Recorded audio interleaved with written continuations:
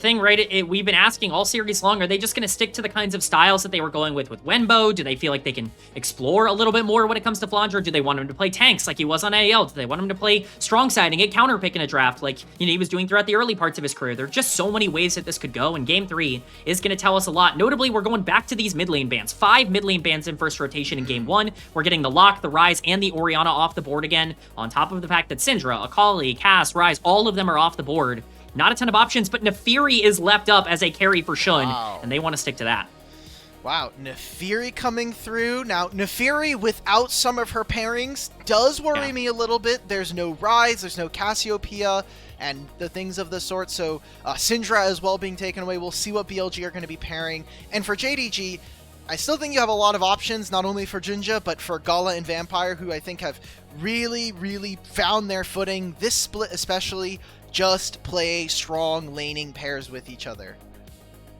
Completely agree. I mean, what got that game out of control in the previous game was getting a big lead onto the Xayah Rakan and then using Gala and Vampire to move around the map. It was a very split 2 kind of playstyle from them, and they were essential last week. Gala was excellent in their, recuperation week. Was not very good, I would say, in the first couple weeks, but he was really good last week, and they need to capitalize on that success. Viper is very crucial towards how BLG want to play, getting a strong 2v2 lane, especially with no Lucian Milio to take here, because of Fearless is very good.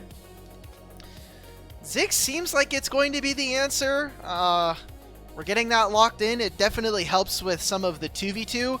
I am worried about the lane. Not to say that Viper and On have been weak, but with a Ashe Seraphine, if you make a slight misstep or you use the Satchel Bomb in the wrong way, you pop the Ghost on the Ashe and you just get ran down. So BLG seemingly looking towards wanting to not only play the map at large, but also still have access to things like the Shen, who are going to be really, really pivotal in the 2v2.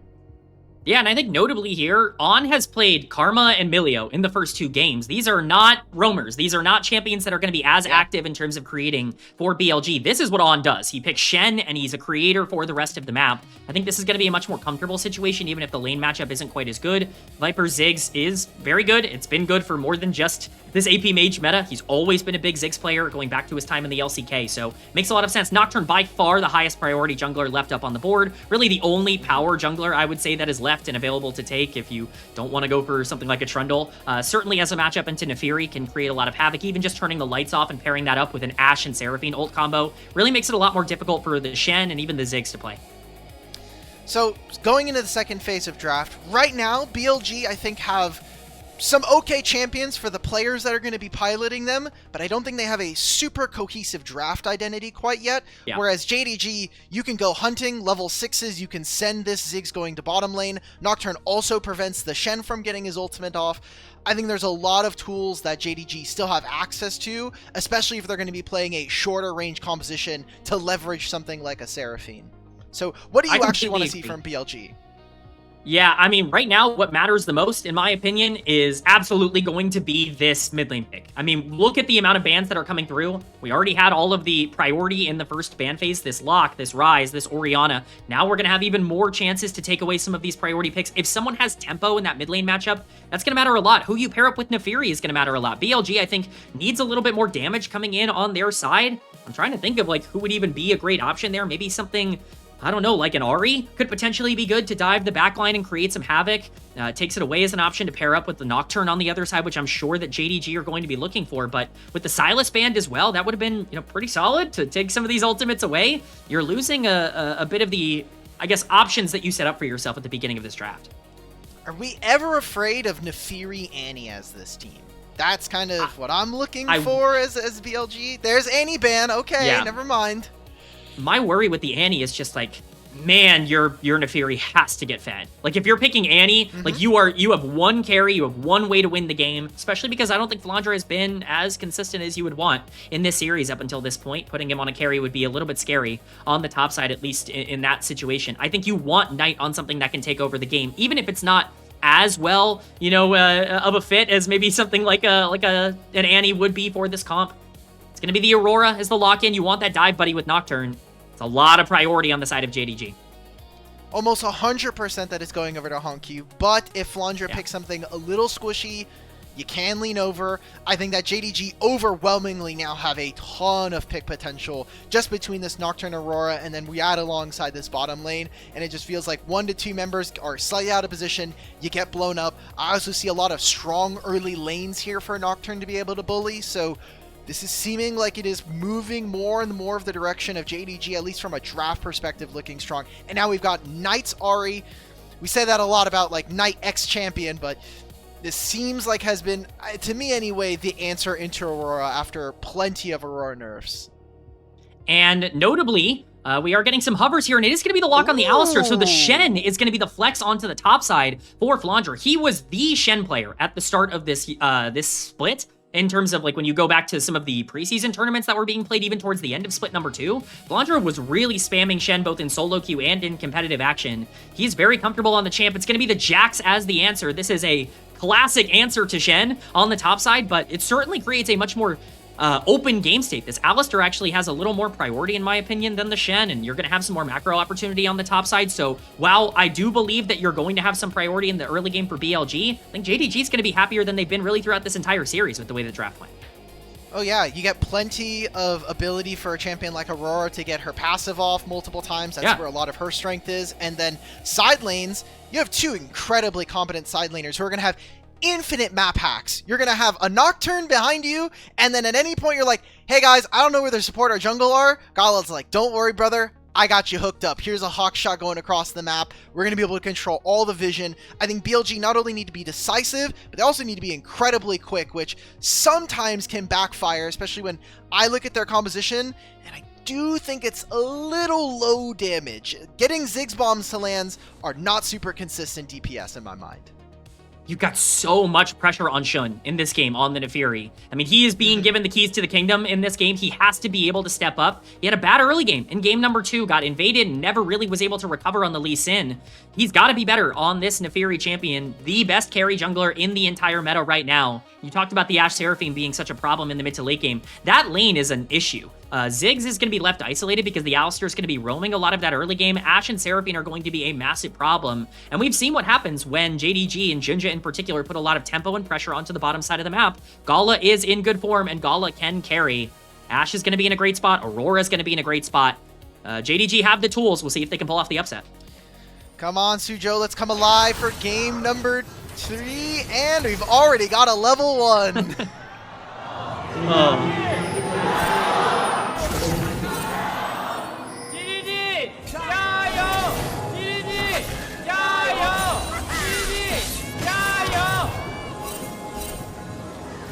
Come on, man. Where's my JDG hype? I need some JDG hype. Like, I've been waiting for it all night. I would have thought that with the win, they would have been in a better spot. Viper gonna take a tree. He's in danger here. Viper, no, brother. I told you, if you miss an ability level 1, the ghost gets popped there.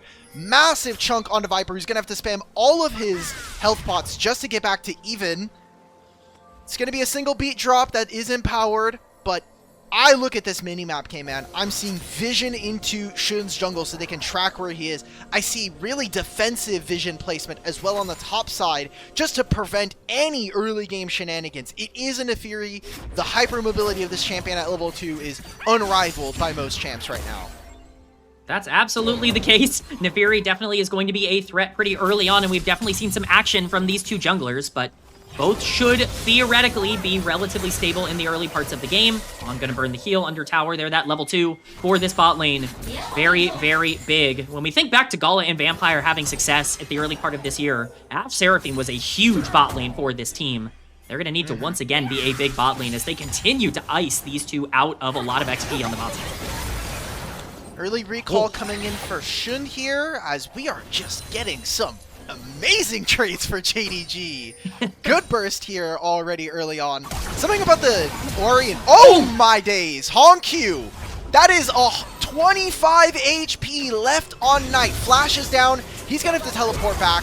And I just look at Shun's map state, and we're going to continue to keep on going. That is a blast or satchel bomb that doesn't do anything. Vampire had 0 damage off of the turret.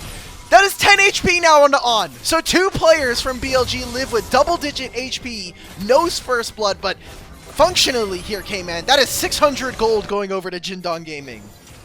absolutely massive, and JunJia is now here in the mid lane. No flash on this Ahri if they want to go for a play. All right, JunJia, show me. What you got? We got flash. We got fears. Do we got a first blood on our hands? It is against Knight in the mid lane. We are trying to tank all of the turret shots. First blood over to HongQ. Yeah, and they're going to get chased down here. Shen's going to have some tempo. The flash coming through. HongQ the sacrifice. When Mazel leaves is when we get the most disgusting early game of all time. 3 minutes, 2 kills, functionally almost 2 more if maybe that bot lane play had happened a little bit sooner. It is a good trade here for JDG, right? Getting that kill early on into mid feels nice. If we're going to continue this narrative about Shen having to be the carry, a kill plus double scuttle feels like you're set up for success. Definitely a good spot to be in if you are Shen, at least in this game. And we talked about how important the Neferi is. They're not going to win this game without that gold. They're definitely not going to be in a good spot. Unfortunately, they are losing basically everywhere else, as we predicted. He's going to be making his way topside. JunJia in darkness. Shen is over the wall. They don't see him. They didn't even care. They said, look, we just need to get mid priority because JunJia, if you don't have mid, you cannot move into our Raptors here. A lot of damage going on tonight, and they're completely separated from each other. The jungler of BLG may have accidentally gotten his mid laner taken down. That's a kill going over to JunJia, and now Shen is going to take some damage back onto HongQ. That's going to be his Raptors gone. That might be more of his camps, and then I look at the states of the lanes here. Bot lane is getting shoved in, no priority from mid, and Shen is just going even right now with this matchup. JDG are getting everything they could have possibly wanted here. Early game masterclass once again from JD Gaming, and what we have in this one is something we have not had in any of the other games up until this point, a lead in the mid lane for JDG. HongQ has really struggled throughout this series up until this point to even stay neutral against Knight, getting solo killed and getting pushed down in farm. Well, now he's got a free kill, Knight's down a bunch of farm, he's going to be up 500 gold as we continue to play this out. For the first time, JDG actually have pressure through the middle of the map, which means that they should have even more control over these objectives they were already doing a good job of controlling with this Chem Dragon on the map now. Oh, you're gonna move. If they decide to go for Dragon right now and you press tab, HongQ has ultimate. He has to be the one to hold this wave right now. The damage difference between these two. It is an alternator versus an Amp Tome and a Dark Seal. 0 attempt. That is going to be the ghost popped by a Gala. Just any kind of vision. As soon as Ahri shows, that's going to feel like you're under threat. But you're level 5. Knight is now down an entire level versus HongQ. He'll equalize some of this by getting this wave, but very easily we could see JDG move into this bot side and play for this early dragon. Yeah, and it is just going to be a little bit of an exchange here. On's potentially in danger against Satchel to keep his support alive, but you're absolutely right. There's just not really a lot Knight can do right now. 700 gold in a full level is insurmountable in the early game. This is the benefit of picking Aurora into Ahri. I like the Ahri from a comp perspective because you want Knight on something that can carry. This is always going to be a difficult lane matchup. Once you burn that flash early off of that great trade, you can just continue to punish it over and over and over again. Gun basically just has to be around the mid lane, sacrificing his own tempo just to keep his Ahri safe. They are going to be pinging down onto the crab on the top side, but Jax is also making his way down here. It'll be a 3-on-3. Nocturne's going to go mid. If he takes 1 minion, he gets level 6 here. That's what he's doing right now. He's going to hit this minion wave. He gets his ultimate. This is a massive trade now here. Shun doesn't have ultimate, but they're already on the objective. Very cheeky, I think. If they got that timing, that could have been a big win coming through for JD Gaming. And HongQ is just completely spacing Knight out of the mid lane, even with On sitting here trying to protect the minion wave. This Ahri cannot play the game. I mean, she is completely zoned out of this entire wave. There is no way for her to be able to step up here. JunJia has all the tempo in the world. I believe it's a smite fight going on here. No smite for either of these two, so it's just going to be a take. And we're getting the trigger pulled. Oh, it's the submarine. We all live in it, and it's a blue and pink one. JunJia gets taken down for another kill here for BLG, and they're going to continue to chase for more. HongQ has no mana. The Darkened Daggers will sink into the backside of HongQ, and it'll just be a single kill trade, but a lot of turret plates taken by Xiaoxu on the top side. Xiaoxu definitely going to get something out of that. I really like the proactivity from BLG to make sure that they use the Shen ult before the Nocturne ult actually gets, picked up. You got to be proactive if you are Flantra in this game. On stepping up heavily. Aura, bro. He just canceled HongQ's recall. That is high levels of aura right here for the support. You got it. That's gotta be it. He's like, who needs flash, man? I've got spellbook. Who needs flash? I'm Alistair. Why would I ever need to play this? Arrow's gonna be coming up here. No way, Knights! No! He flashes into the cross map arrow of Gala. A kill going over to Vampire. Knight is being destroyed in the mid lane. This is an absolute targeting of the best player in the world right now by JDG. They are funneling resources into taking out this Ahri, and it is working. That's Grubs going over to JDG. Dragon has spawned on the map, and BLG are not really going to be able to prioritize it as aggressively as they would want. At least for now, we'll see if Shun just wants to try to rush this because of the bot lane priority. Even if it is a trade, so much going in favor of JDG is they could potentially make their way down here. Yeah, Nocturne doesn't have his ultimate, but we're seeing mass movements now. Good control from BLG to play to the bottom side quadrant, play in the tri-brush. I don't think JDG will get here in time. You already see that JunJia, he said, yep, lost cause. We got the 3 grubs. I'm going to take my Raptors, cycle my bottom lane camps. I don't know what I'm more surprised from, Kman. I'm thinking, hey, BLG, Knight is getting completely dumpstered in mid. He's getting a lot of focus. Or the fact that we just haven't seen a replay whatsoever here in this game. Well, what time do we have to see a replay? We gotta keep the action going. Speaking of the devil, oh, we get the cinematic camera. Yes, the arrow from downtown, from the bot lane. It looks like, oh, it's gonna hit. Just kidding. Knight is going to flash. Yeah, he was out of it, and then he flashes back in. Look, Knight struggled in week number 3. I don't think anybody is going to be arguing against that. He's going to be in danger again here as he gets ulted. Oh, the charm. Seems like he's gonna be fine because of that. Away. Yeah, does get out. You know, Kindle Gem is nice. It's a bunch of HP. It's a little bit of ability haste. It does turn into a fight around Raptors here. Oh, Encore? I'm going to believe that On has the aura. I'm going to believe that he has the aura. That's an aura loss. Okay, I thought he was going to live. That time, maybe a little too much CC stacked on top of him. Paranoia mid onto Knight again. They are just abusing this mid lane matchup over and over again. They're farming Knight for gold in the mid lane. No other team has been able to do this consistently throughout 2026. What a look from JDG right now, man. Yeah, 1,000 gold up in the mid lane. 30 CS up here on Knight, who is sitting at 67 at 10.5 minutes. And now it's a completed rocket belt here for HongQ. You're just going to have all those additional stats while he is still waiting to finish his first item. 3 players on top side here. A short change on the taunt. Xiaoxu tries to use the counter-strike to give him the damage resistance based on spells, but they're just going to go for the dive anyway. He lives with one more auto attack, the grass proc.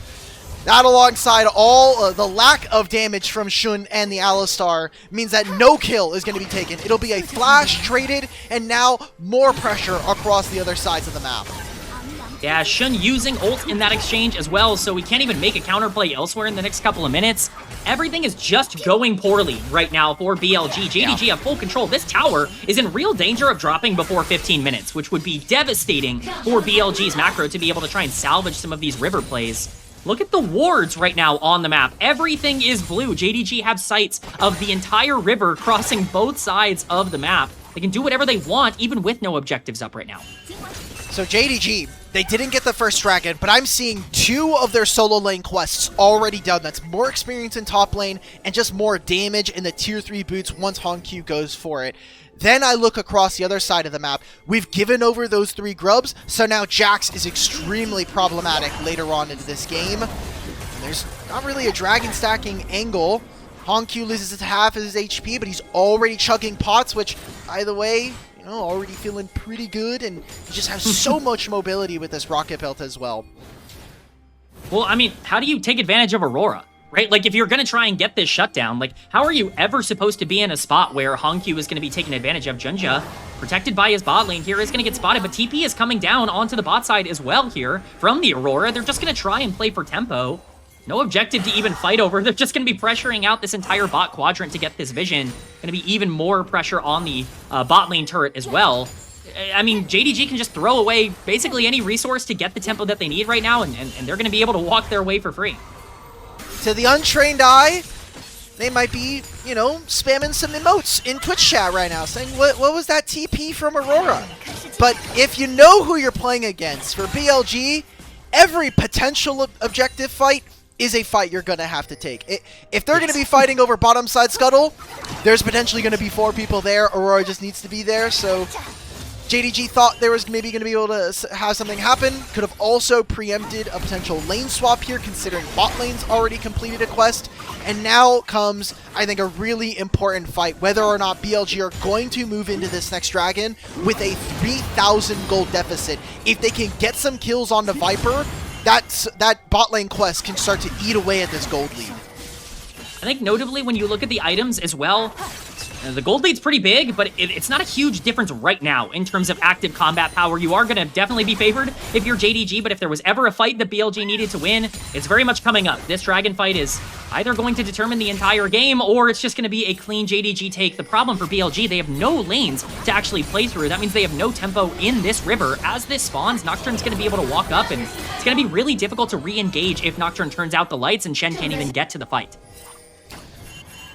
Vampire has 2 wards left in his inventory, and most of it has been taken back from BLG. They've got wards on their side of the jungle. It looks like right now, BLG, they're going to just sit Viper in mid, let him sit under this turret, use his ultimate from long range, while the rest of Bilibili attack from the bottom side, attack from this tribe rush. Looking for a pick onto HongQ, that's headbutt first. Xiaoxu's here as well. If there's ever a Nocturne ultimate, that means Shen cannot join. Flanger would have to preemptively join one of his targets. I think the calculus right now is get these plates. Let's try to eat away at this gold lead. Yeah, I mean, on pop the Alistar ultimate immediately, and once that's done, you have no front line. There's no way to re-engage. They were worried about that Nocturne ultimate. I think they would have needed to preemptively send Flanger down, and so they're just like, okay, I guess we have to give over this dragon. I think they're okay with that, considering the fact that it's not stacked up just yet. At least it's a little bit of gold onto the Shen, who could make a difference, but if JDG is going to continue to get a bunch of things for free throughout a majority of this mid-game, well, now you're looking at a situation where they feel pretty good going into the back end of the game. Ashe is starting to get a very strong lead on the bottom side, and if Gala continues to play the way he has, he's going to be able to dominate and take over, and certainly not Nocturne and Aurora that are going to be falling off, so, you know, JDG going to feel pretty happy about that trade, I think. Side lanes, gotta be careful. I have a hard time imagining that we're going to continue to send players towards Knight and Shen, even if it is a Nocturne. But you have so much ability to play make whenever Ashe and Seraphine go into Fog of War that I think it's really tough for BLG to overextend. If we're ever going to see them hit turrets, it has to be with multiple members on one side, potentially even them bringing over Viper, but that doesn't seem like that's going to be the case. He's stuck in mid right now. Shun still recalling Ahri, and Shen could teleport for this. This seems like a lost cause. It seems like On is the only person here. All right, Kman, we're fighting. It's an objective. We gotta keep going. Arrow. Shun gets hit with the ultimate. That's 2 of them on top of the big old bad dog. And somehow, BLG forced JDG out of the pit. The Herald still goes over to JDG. It does not matter that they were the second ones in. Now they're going to chase them on 2 different sides. Flandre is getting run down by 2 members of JDG, while all of BLG are trying to retreat. Knight is trying to get away. That is 2 kills and the Herald in a very, very weird-looking fight for Jingdong Gaming. Is it insane to say that that's probably the best that it could have gone for BLG, in the sense that they were trying to get JDG out of the pit, they had the chance to be able to take the Herald, and they lost the fight after? They just don't have the combat power at this point in the game. Shun is certainly not ahead enough to be able to walk in, eat an Ashe Arrow, eat an Encore, and be able to keep fighting. It's really well done to layer CC from the bot lane of JDG, and once this fight splits, it's impossible for BLG to be able to reconnect. Once again, On, the primary tank, has to be able to try and play here, but the moment he uses his invulnerability, he gets nailed by the Ashe ultimate. Yes, obviously the Stand United comes through, but I mean, if your main jungler is going to get stunned up for 2,000 years and you've got a Jax on the backline, I mean, how much does this even really matter? Oh, just gorgeous stuff from Xiaoxu as well. You know, he's been a Jax player alongside that Renekton in the past. JunJia and Xiaoxu happy to take care of the new top laner for BLG while the bot lane tries to clean up on the bottom side. You get these split fights that are a little chaotic. JDG's comp are built for that. That is extremely tragic for Shun, though. Like, the Herald is in the middle of resetting, and he goes to smite it, and the health just barely ticks back over while it's recovering because the leash on the aggro ended up falling. That is nuts. That is such a minor interaction that ends up... I would say that ends up kind of going in favor of JDG. I think even if they had lost the Herald, that fight still feels pretty good. And now they're going to use this Herald, not as a battle Shelly, but as one that's going to get them 2 turrets here. Mid-tier 1, Now a play onto Shun! Viper flashes out of the way of an Ashe ultimate to save himself, but he condemns his jungler in the same way that the darkness is encroaching on BLG. It'll be a 1-for-1 trade. That is a kill and a hell of a lot of plates on mid lane tier 2. I think the darkness was consuming JunJia's thought process as well as he dives in for the 1-for-1 trade. He saw a second kill, brother. He saw it. He had to go for it. I get it, man. You press the Nocturne ultimate. You might as well use it by that point. But, you know, you can get away with those plays. Look at the gold lead for basically everybody on the side of JDG. Not only is it a 6K gold lead for the team, it's perfectly distributed across the entire map for JDG. There's not a single player that's not leaps and bounds stronger than their opposition at the current moment. And we haven't even gotten to these stacking objectives yet. We've just been taking skirmishes. 18 minutes in. Xiaoxu going to continue to push this in. Could be, I guess, a target on the top side, but there's no play to be made on this Jax unless they overcommit. I think Gala's been super smurfing, even if he doesn't have a Mondo gold lead over his opponent. I think we got to see a microcosm of what this Ashe can provide. Throws a hawk shot, spots out on before they can even rotate. BLG, for what it's worth, they're going to use the power of the Ziggs. They're going to throw down the satchel charge, get themselves some objective bounties. That turret is going to feel really nice. Just trying to squeeze whatever juice is left in the fruit and get what they can, because this is a game that is getting out of control incredibly quickly. Look, we can say it how it is. Like, at this point, BLG need to hope that JDG makes some mistakes. Now, the lucky thing for BLG is JDG is very happy to make a ton of mistakes. They have been doing that all year long in these good game states, but it is JDG's map to lose at this point as they continue to take away resources from the side of BLG. I really don't even know where you would put your pressure at this point. It's really interesting to watch this Jax just continue to get so much tempo on the other side, because you look at the BLG comp, who is matching this guy? Like, who is ever going to be actually answering this Jax in a side lane? Who can kill this Jax? As well? Right. He's untouchable. This guy is, like, legit unbeatable at this point in the game. We know Xiaoxu is going to be really good in that side laning role. It's what he's done at his best. It's a free dragon right now as well for JunJia, who's just going to be able to walk up and take this. There's just nothing BLG can do to contest. I just compare the inventories of these champions, and hey, look, being down half an item as Shen into Jax, that's completely fine in my opinion. Being on parity with your opponent when you're a bot laner is fine. Look at Knight's inventory. This guy is in mega poverty land. Like, he's got an Aether Wisp in his inventory at 21 minutes. I look at HongQ, he's finished a Shadow Flame. The quality of the inventories is just not at all the same between our two opponents here. And this would be a massive win for JDG. Again, they have not won a series against BLG since January. Yeah, and they've not looked super competitive in those other series. It was really just the upper finals, not even the grand finals in split number 2, or split number 1, where they even looked like they were on the same level. Like, this has been a hugely BLG favored matchup all year long. And you talk about Knight being in poverty, as you said, he's 3 levels down, side laning against a Jax. Like, this guy is doomed. There is no point in the rest of this game where he's ever going to feel comfortable. He is just, like, doomed to side lane control, picking up waves, and hope he hits a charm in a team fight. The damage profile is entirely on the back of Ziggs right now. That's not a comfortable place to be if you're BLG, and you're going to try and look for a pick here, but you've got the spell shield on JunJia. They just have way too much HP. They've got way too much gold, and it looks like they've got a little too much aura for BLG to really deal with much of it. Charm goes wide, and even if it did land, it would have been a lot to be invested just to pick off this Aurora. So, we talked a lot about BLG's, inability or lack thereof of damage. For JDG, what are the steps for them to be able to close this game out? Because, again, we've said there's a proclivity sometimes to throw. That is mostly true of all of our LPL teams, but how do we want to see them clean this out to make us feel confident that this team is going to be a contender?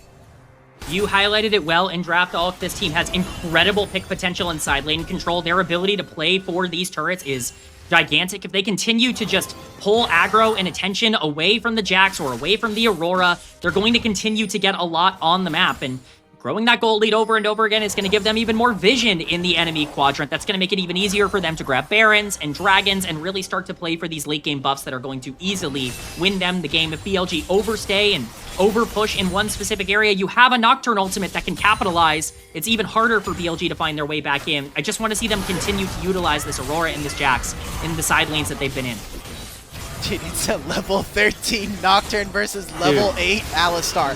If I am on, I'm extremely scared. But again, holds his nerve there. He doesn't have his flash up. He has exhaust thanks to his spellbook.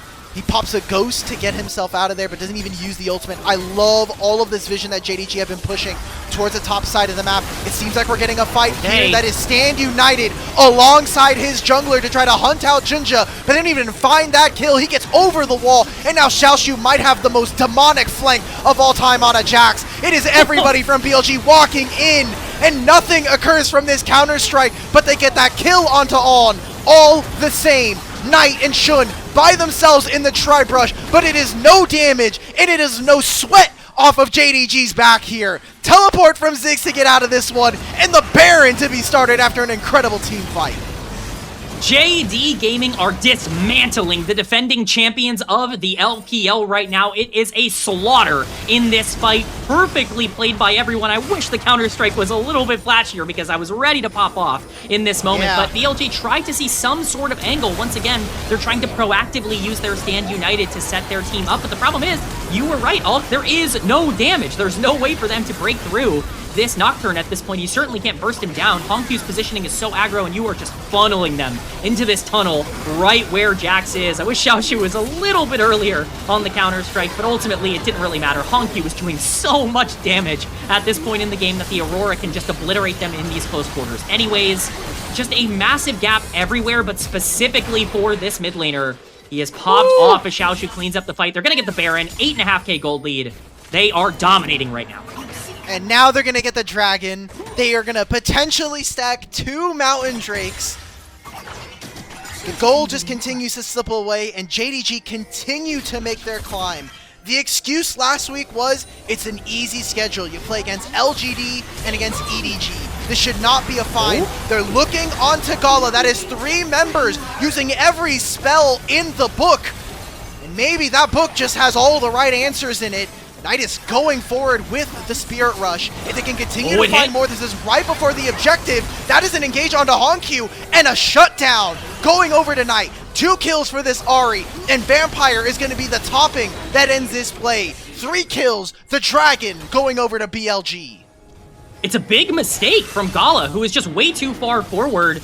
You can see that flash. That's very much still available. He gets hit by the charm, and for as much as we've talked about Ahri being completely out of the game, Ahri still is a charm. Like, she absolutely still is a threat to be able to pick off these immobile carries, and I just don't think JDG respected that. Once Nocturne Ultimate was blown on that fight as well, it's really easy to continue to collapse because there's no way that you can punish the backline. Xiaoxu gonna be under tower here, but he's gonna be entirely safe. It's pretty much impossible to be able to pick this off, and that is a Dragon in favor of BLG to at least stop the stacking. See if Xiaoxu is the target now, though. They're going to bring Ziggs over. He is level 17, guys. That is Grandmaster's Might being popped at the very last second, and a Seeker's Arm Guard to keep him alive. Look at how long it takes for him to go down, and he's still alive! A 3-man Counter-Strike! What is going on, BLG? You just overextended underneath this turret. Xiaoxu is gonna finally go down, but it has taken all of BLG, and it might have just ripped away their chances of coming back in this game. Stragglers, see you later, brother. No longer gonna be able to teleport out of this one.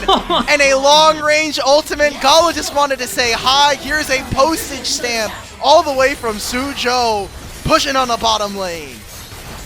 Jax has truly become unkillable. I mean, they finally sealed the deal, but I have never seen anyone survive a 4v1 as long as Xiaoxu did there.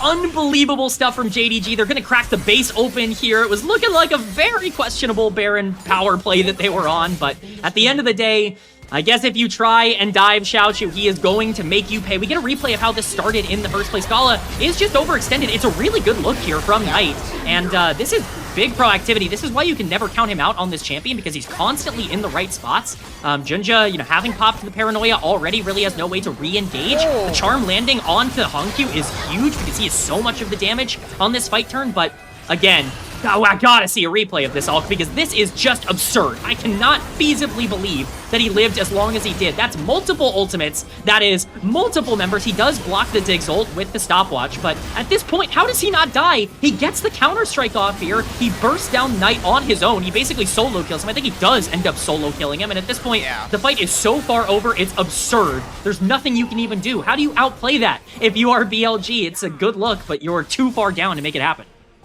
You know how we outplay that? We wait until next patch when they nerf Sundered Sky and hopefully take it out of the game. True. Because he lives with grass procs, Sundered Sky healing, and a whole lot of prayers. So 17-8, 28 minutes. This game feels like JDG should be able to come out. But I think as longtime LPL fans, and especially as watching BLG for the last couple of years, you can almost never count these guys out, but this feels like it's going to be lights out here for them. They try to go in onto Knight. It shifts their focus onto On, who uses the Unbreakable Will to go forward. Xiaoxu. It seems like we're even getting Xiaoxu, who feels literally untouchable in these fights.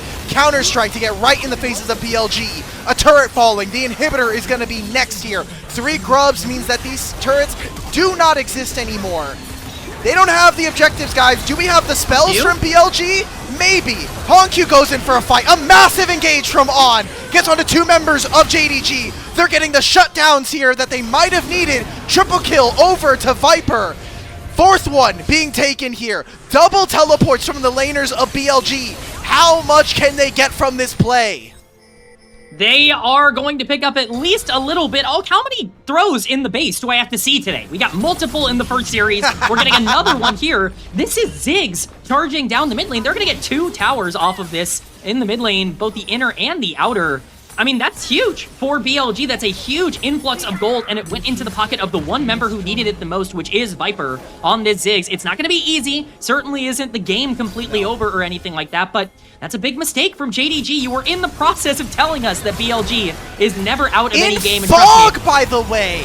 Yes. That was in completely fog. in fog, which is absurd. Like, this entire initial engage is absurd. On basically just has to pay for the sins of the rest of the team here. Knight gets the Stand United used on him, and Xiaoxu is super deep as this exchange goes, and now he's burned everything. Look, no ultimate, really no way to continue to fight, and Blantra sees the angle. He goes, okay, HongQ's too far forward. He's done what he's done all series long, and he's postured as if he's the tank. He is not.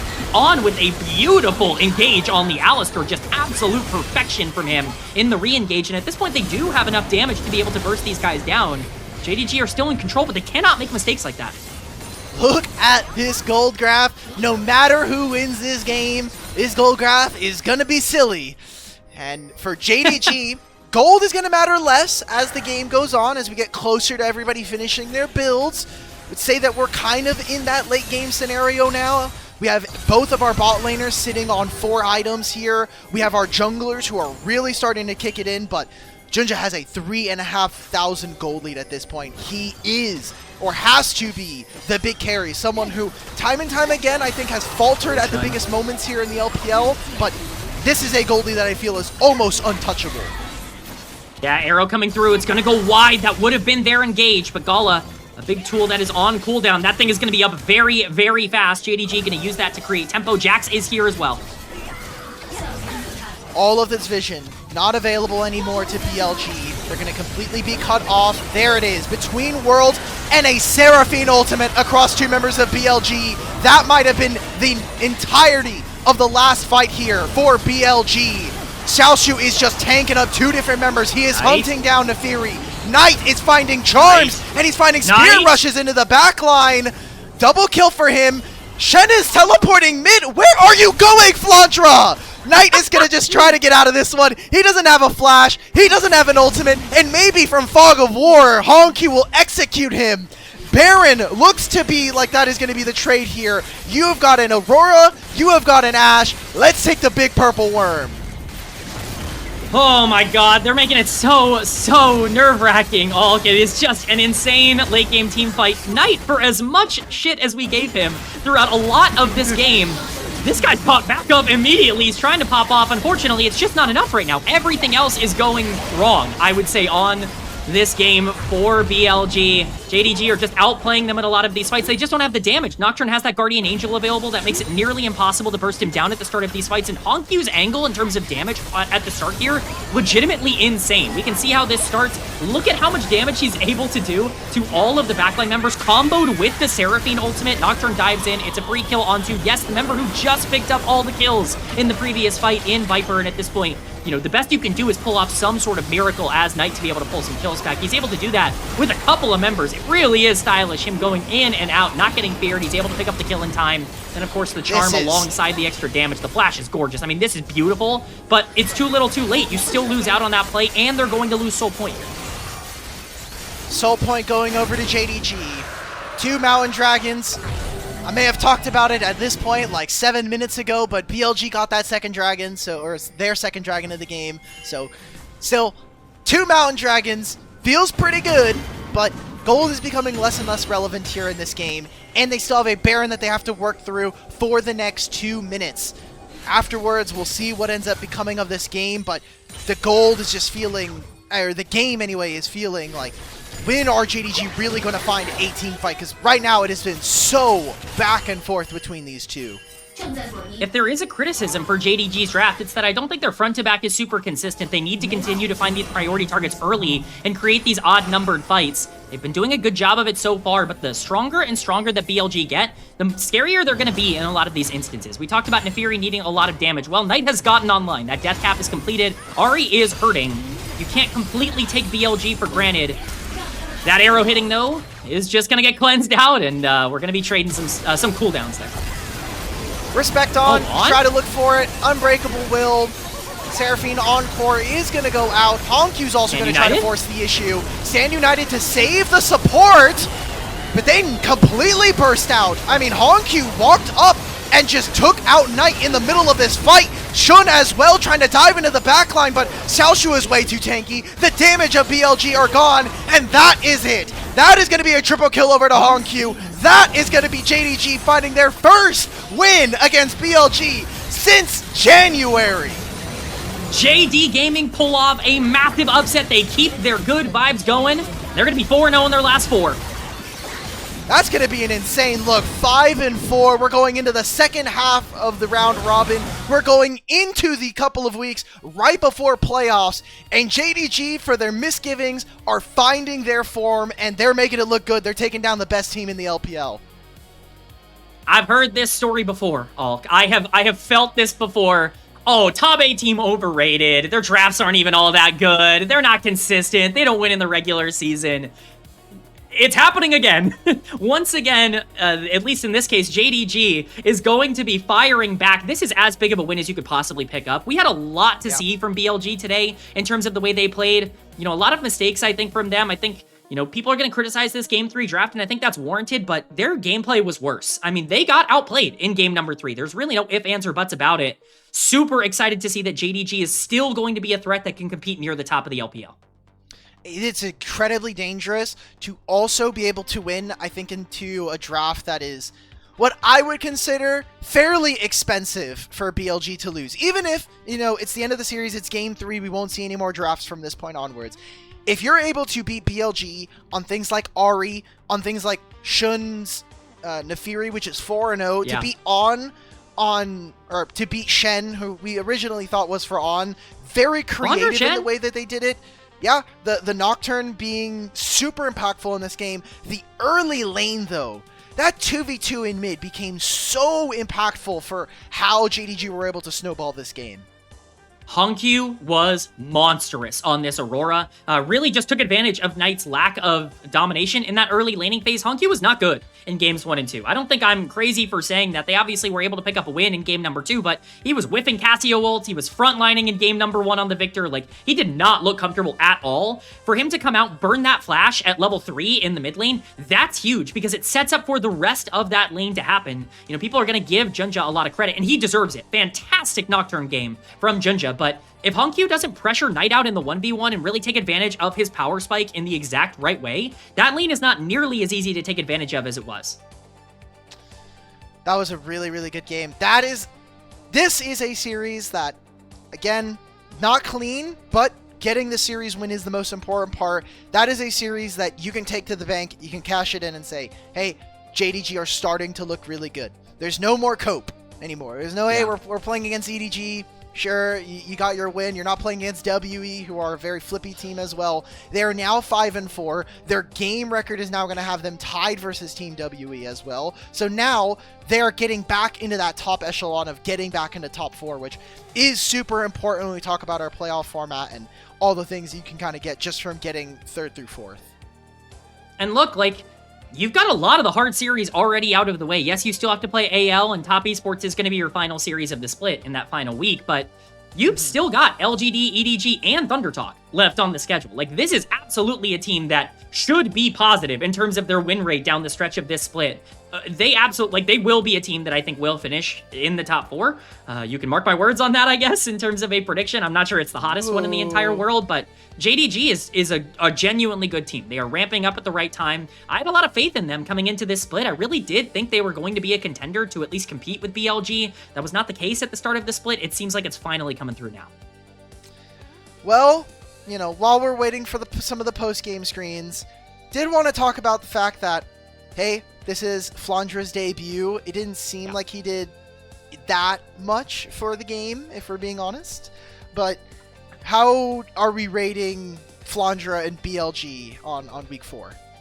I mean, honestly, he made a lot of mistakes today. Like, he was a big part of their Game 2 loss. I think people are going to forget about that because Game 3 probably, you know, went a very different way. And obviously, you know, the level 3 in game number 2 was important as well, getting the bot lane super fed. His soul fight in game number 2 was abysmal on Gnar. He played that about as poorly as you can possibly play it. Gnar bar way too early, gets chunked out before the fight even starts. He has no front line. As mini Gnar, he goes to flank on the back line trying to kill the AD carry and just instantly dies. Like, a completely thrown away lead from Flandra. And in game 1, he was just losing in the laning phase as Ambessa. Obviously, that didn't really end up mattering in the grand scheme of things going into the Rumble, but like, I don't think this was a good series from Flandra. I think, you know, he did not look comfortable on this team, and I'm hopeful things can turn around for him, but I don't think it was exactly the best debut he could have. Yeah, very tough. Wenbo, I know you're in the arena, brother. We see you. Yeah, we see you. I saw you in the video for them entering the arena as well. So, 3 top laners, we'll see what they can do. Maybe they're going to treat it like last year and just cycle them in, get some honeymoon phases, and then dip right back out. There is that gold graph we were talking. Look at the damage. I am just surprised that Knight is somehow within 3,000 damage of HongQ after that game. Dude, if you want, like, any sort of proof that Knight is the player that we think he is, this guy was completely dead, like in the wall, like just completely eliminated from this game. He was like, he was down 3 levels on a Jax that he was side laning against. He got perma-ganked in the mid lane over and over again. He died 4 times and had nowhere to go. Like, his game was over, and he almost won them the back end of this game. Like, that's how good he, every single play, this catch in this fight, and then also obviously the double kill on the Baron fight as well. Like, massive stuff from Knight. He was unbelievable in the back end, but that loss in the early part of the game, him bleeding those resources in the mid lane, that was the biggest problem. That was what BLG did in game number 1 to JDG that they could not overcome, is target HongQ on that immobile mage. In this case, the Ahri was just kind of easy pickings for JDG throughout a lot of the early game, and they took that to the bank regardless of what Knight was able to do to recover it. This play from Xiaoxu is just crazy. He gets I actually auto attack from Sundered Sky. All 4 of them stacking on top of each other like that into this champion. Just ridiculous, dude. Like, I cannot wait until Sundered Sky is removed. But still an incredible play from Xiaoxu, who has come under a lot of fire, not just this split, but just this year in general for some of his performances. This feels, obviously, as kind of a whole roster, we're really starting to see some kind of revitalization for them.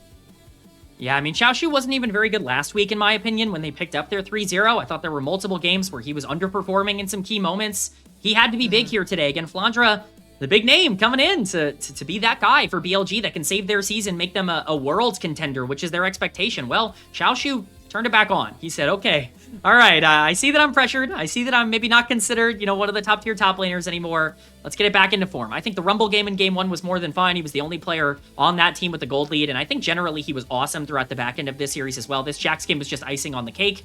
Playing around him in those side lanes, I think, was really important. He did a great job at being able to find good teleport angles as well. You want to give, of course, Vampire credit for that in the same way with setting up a lot of those, you know, potential wards and TP flanks. But, you know, just to find these angles, it was really creative and really well done by JDG in these fights.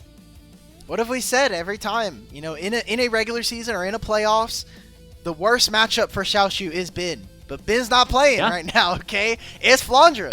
Hell yeah! Like, we'll take that matchup spread every day of the week, and sometimes twice on Sundays.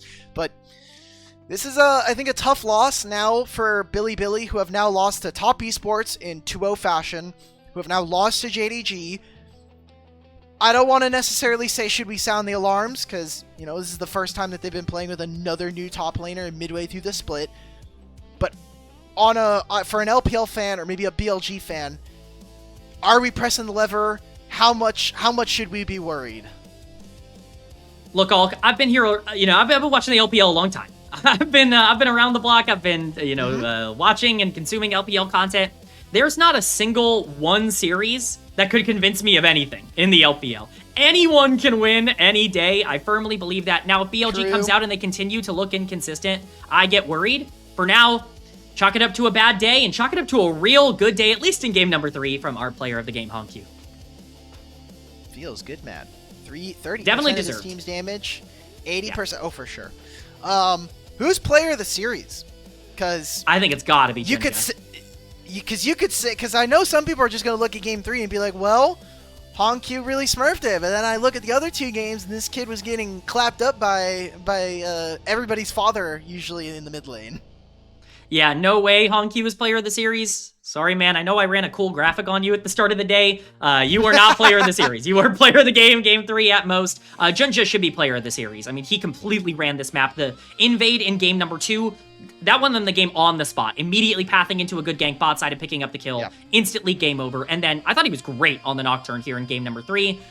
You know, there's been some rumblings about another jungler potentially being brought in here for JDG. I think JunJia was out to make a point here today, and I think that point was very much made. Yep. For anybody who didn't know, they did sign LDL prospect Xiaoxu, and he hasn't quite played yet. I know that there's been rumors all year long that this team has kind of been looking for a jungle substitute. But in this series against the number 1 or number 2 team here in the LPL this split, JunJia is going to pick himself up the player of the match, and very well deserved. Again, his Skarner and his Nocturne in these games was quite literally impeccable. And a very hard team to do it against, one that usually likes to play a pretty aggressive 3-on-3 and 2-on-2, including their jungler. Dude, that kill is ridiculous. The Skarner hitbox is absurd. Yeah. That was nuts. I'm watching in chat, and I'm like, dude, I've seen people in chat be like, Viper, why didn't you flash? I was like, brother, that E does not deserve to hit me. In no universe does this Skarner need to be this fat. Hey, you know what? Hate the game, don't hate the player. I'm not hating JunJia for the performance he put on here today. Not his fault. That hitbox is a little bit strange. All I'm going to say is that this guy was absolutely unbelievable here today. He was my first team All-Pro jungler last split. He's not been nearly as good across this split so far, and I understand why they may have wanted to look for, you know, Xiaoxu, who has had some interesting games in the LPL, but ultimately this team is going to be at their best if they can get this version of JunJia. Like, if he shows up like this, they'll have no need for another jungler. This would be, you know, their dream scenario. So glad to see it happen here today. All right. I've seen enough. Give JunJia the MVP. No, I'm not doing that. Producer Shivam, if you would be so kind, if we could get a look at our standings as we close out on the day. Day 1 of week number 4 is in the books, and things are starting to change. AL now at 7-2.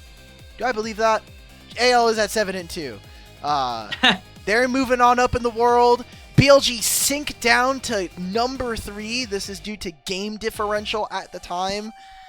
JDG still being in 5th still hurts, but they're at like a good 5-4 right now. This is the good ending. It definitely is, and you know, let's think about our play-in or our playoff, I guess, format here. 4 takes on 5, so even if you're, you know, the 5th team in the standings, you're gonna be playing that same opponent as we throw it up here on the screen. Remember, top 2 seeds do get that bye in round number 1. That's pretty bad for BLG, who are dropping some series that they probably should not be dropping here. They definitely want to get that round 1 bye. They want to be one of the top 2 teams, and so curious to see how that breaks down for them. Yeah, I think this is a really fun version of our format. I do think we are starting to lean away from LPL having one of the most rigorous playoff best-of-5 formats across the world, but I think it is more reasonable to have the play-ins teams start in the lower bracket. Now more than ever, considering what we have seen just historically from some of our other play-ins teams. But, Kman, that is the end of our show. That is the end of a very long 6-game day. I think a lot of folks maybe didn't think we were going to have 6 games today, especially for that first series, but thank you, Edward Gaming, for making it spicy. This is the schedule for the rest of the week. Tomorrow, we are going to have a battle down in Group Nirvana with Wenbo versus NIP, TES versus LGD, and then Thunder Talk taking on BLG. We'll see if JunJia and the boys can make an upset happen again. And I think most importantly, NIP winning tomorrow means that we get our first play-ins team locked in from the Nirvana group. Yeah, this is a massive series for Ninjas in Pajamas, who have emerged as the best team in Group Nirvana, and by proxy, potentially a team that could actually make a playoff run and try to make it to Worlds. I mean, it's crazy to say that, but anything can really happen here in the LPL. Very excited to see all 3 of our series tomorrow. Wenbo also not eliminated quite by the loss tomorrow, but would be in some pretty heavy danger, and they've got a new roster to try to break in, so very excited to see Group Nirvana play out. And remember, if you love what we do here at the LPL English, or more importantly, never want to hear another color caster get into the play-by-play booth because Mazel's internet went out, you can go ahead and support us here on Coffee. It's the best way to support the LPL English project, and especially our Elite Coffee supporters, Aaron Soup, Mung, Gelati, and Andrea Duran. Their pledge financial contributions help level up the broadcast and give back to the cast and crew who start to give you an LPL English product every day of the week, not named Monday and Tuesday. Kman, that is the end of our show. Thank you everybody who's been able to watch. Thank you to both of our casters earlier on in the day and Shivam, as well as the rest of our socials and moderation team. We'll be back here tomorrow, 1 a.m. PDT. We're going to start at 12 a.m. I don't really know. 12 a.m. PDT. I get mixed up with some of these time zones. I'm getting old. Remember, it's a 3-series day, so we're starting a little bit earlier. Good night, everybody, and take care.